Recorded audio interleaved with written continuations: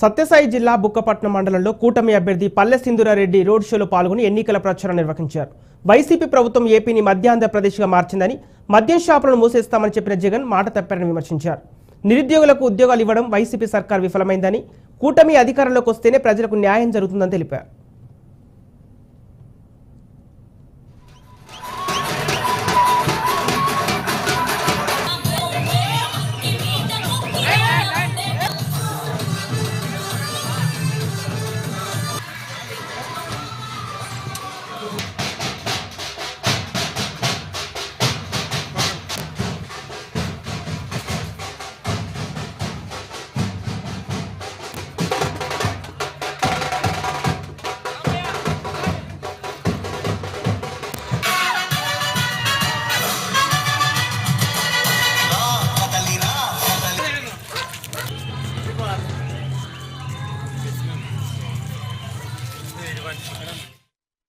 ఈ జోరు హుషారు చూస్తుంటే ఇది విజయోత్సవ సభలాగుంది.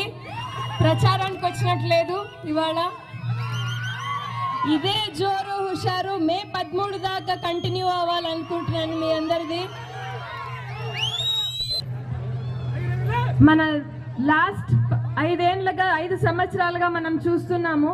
మనలోనే కాదు, ఎక్కడ కూడా ఆంధ్రప్రదేశ్ రాష్ట్రంలోనే అభివృద్ధి అనేది శూన్యంగా కనిపిస్తుంది. ఇప్పుడు మనకి రోజు మనం వాడే సామాగ్రిలు, మన నిత్యావసర వస్తువులు చూసుకోండి, ఎంత ధరలు పెరిగిపోయినాయో. మనకి రోజు గడిపేకే కష్టంగా ఉన్న పరిస్థితి ఇప్పుడు.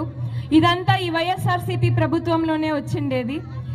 కనీసం తినడానికి కూడా మనకి భోజనానికి 3 పూట్ల గడిసే కూడా కష్టమవుతున్న కాలం ఇది. మనకి ముందు 200 నుంచి 2000 చేసిన పెన్షన్ కూడా చంద్రబాబు నాయుడు గారు చేసిండేదే. అలాంటిది ఆయన 3000 చేస్తామని చెప్పారు. వస్తేనే 5 రూపాయల వస్తువుకి 50 రూపాయలు విలువ వేసి మనకు అమ్ముతున్నారు. పెట్రోల్ డీజిలే తీసుకోండి, పక్కన రాష్ట్రాలతో పోలిస్తే మన రాష్ట్రంలో మనము 10 రూపాయలు ఎక్కువగా పెడుతున్నాం ఇక్కడ పెట్రోల్ డీజిల్కి, కర్ణాటకతో పోలిస్తే. ఇంకా పక్కన తమిళనాడుతో పోలిస్తే 18 రూపాయలు ఎక్కువ పెడుతున్నాం. ఇది ఏమి ప్రభుత్వం అయ్యా?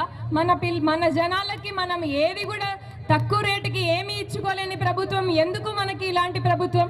ఒక్క అభివృద్ధి పని లేదు. ఒక రోడ్లో ఒక గుంత పూడ్చిండేది లేదు, ఒక రోడ్డు వేసిండేది లేదు ఈ 5 సంవత్సరాలు. ఒక స్ట్రీట్ లైట్ కూడా వేసిండేది లేదు. ఇది వైఎస్ఆర్సీపీ ప్రభుత్వం చేసిండేది ఈ 5 సంవత్సరాలు.